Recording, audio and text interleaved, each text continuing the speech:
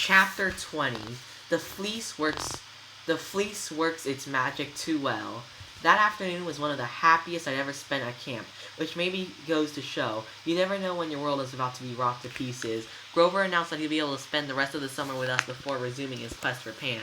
His bosses at the Council of Cloven Elders were so impressed that he hadn't gotten himself killed and had clearly the way for future searchers that they granted him a 2-month furlough and a new set of reed pipes. The only bad news, Grover insisted on playing those pipes all afternoon long, and his musical skills hadn't improved much. He played YMCA, and the strawberry plants started going crazy, wrapping around our feet like they were trying to strangle us. I guess I couldn't blame them. Grover told me that he could dissolve the empathy link between us, but now that we were face to face. But I told him I'd just keep it in that we're okay with him. He put down his reed pipes and stared at me. But if I get in trouble again, you'll be in danger, Percy. You could die. If you get in trouble again, I want to know about it. And I'll come and help you again, G-Man. I wouldn't have it any other way. In the end, he agreed not to break the link. He went back to playing YMCA for the strawberries. I didn't need an empathy link with the strawberries to know how they felt about it. Later on during the archery class, Chiron pulled me aside and told me he'd fix my problems with Merryweather Prep. The school no longer blamed me for destroying their gymnasium. The police are no longer looking for me. How did you manage that, I asked.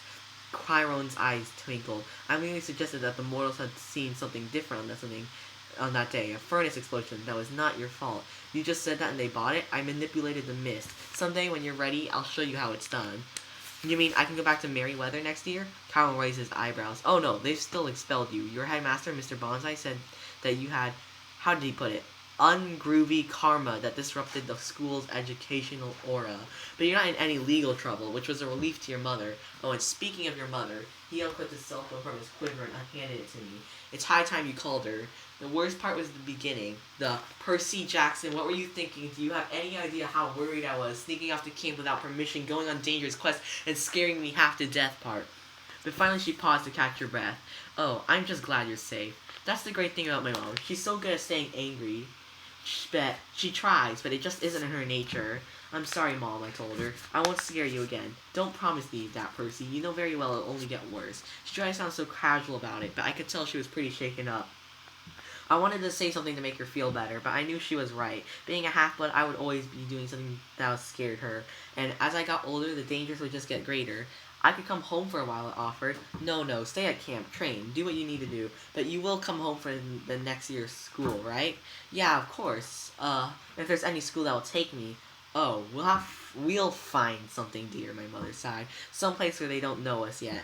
As for Tyson, the campers treated him like a hero. I would have been happy to have him as my cabin mate forever. But that evening, as we were sitting on the sand dune overlooking Long Island Sound, he made an announcement that completely took me by surprise. Dream came from Daddy last night, he said. He wants me to visit. I wonder if he was kidding, but Tyson really didn't know how to kid. Poseidon sent you a dream message?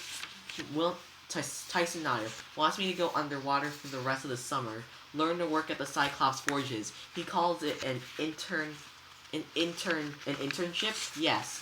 I let that sink in. I'll admit, I felt a little jealous. Poseidon had never invited me underwater, but then I thought, Tyson was going just like that?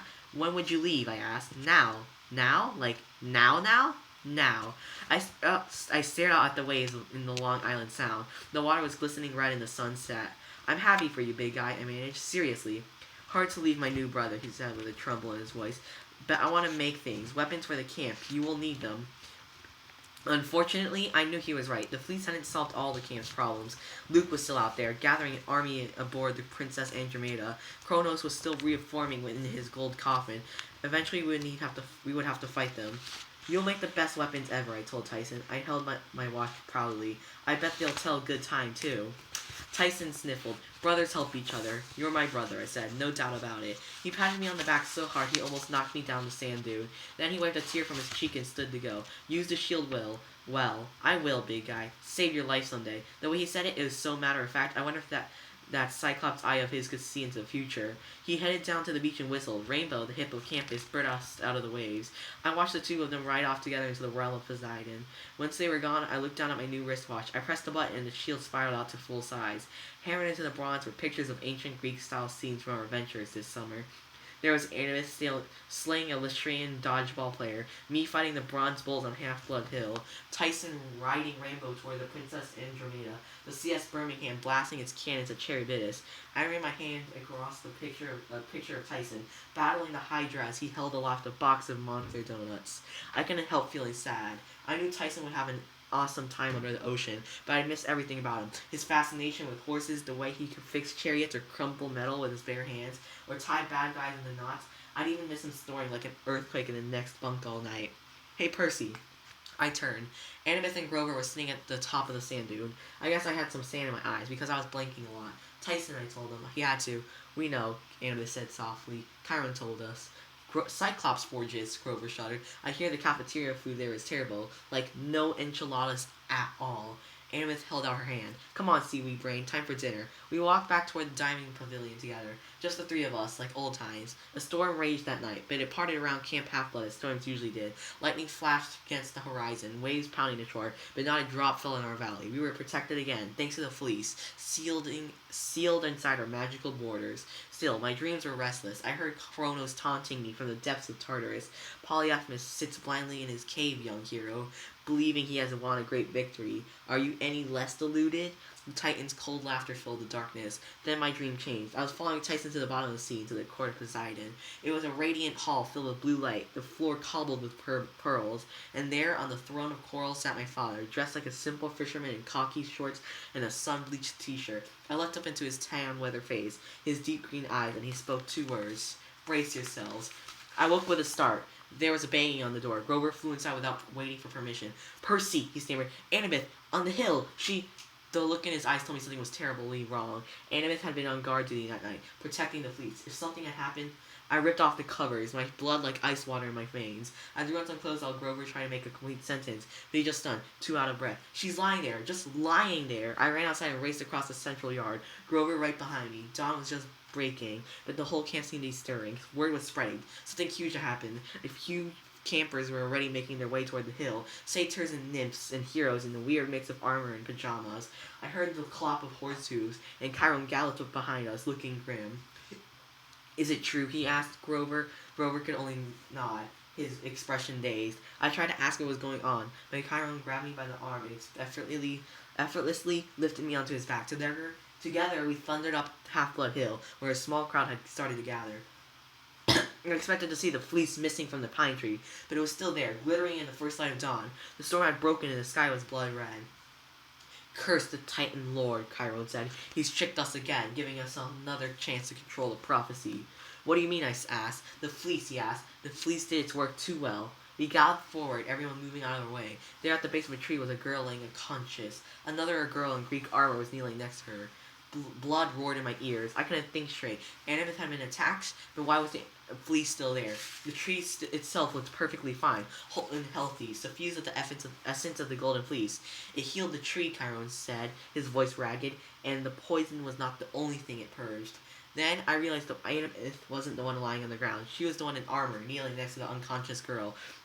When Annabeth saw us, she ran to Chiron. She just suddenly there. Her eyes were streaming with tears, but I still couldn't understand. I was too freaked out to make a sense of it all. I leaped off Chiron's back and ran toward the unconscious girl. Chiron said, Percy, wait. I knelt by her side.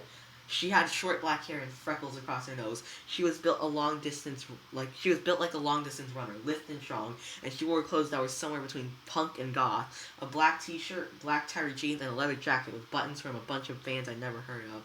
She wasn't a camper. I didn't recognize her from any of the cabins, and yet I had the strangest feeling I'd seen her somewhere before. It's true, Grover said, panting from his run up the hill. I can't believe nobody else came close to the girl. I put my hand on her forehead. Her skin was cold, but my fingertips tingled as if they were burning. She needs nectar and ambrosia, I said. She was clearly a half-blood. Whether she was a camper or not, I could sense that just from one touch. I didn't understand why everyone was acting so weird. I took her by the shoulders and lifted her into sitting position, resting her head on my shoulder. Come on, I yelled to the others. What's wrong with you people? Let's get her to the big house. No one moved, not even Chiron. They were all too stunned. Then the girl took a shaky breath. She coughed and opened her eyes. Her irises were startlingly blue, electric blue. The girl who stared at me in bewilderment, shivering and wild-eyed. Who? I'm Percy, I said. You're safe now. Strangest dream. It's okay. Dying. No, I assured her. You're okay. What's your name? That's when I knew, even before she said it. The girl's blue eyes stared into mine, and I understood what the Golden Fleece quest had been about. The poisoning of the tree, everything. Cronus had done it to bring another chess piece into play. Another chance to control the prophecy. Even Chiron, Annabeth, and Grover, who should have been celebrating this moment, were too shocked, thinking about what it meant for the future, and I was holding someone who was destined to be my best friend, or possibly my worst enemy. I am Dahlia, the girl said, daughter of Zeus.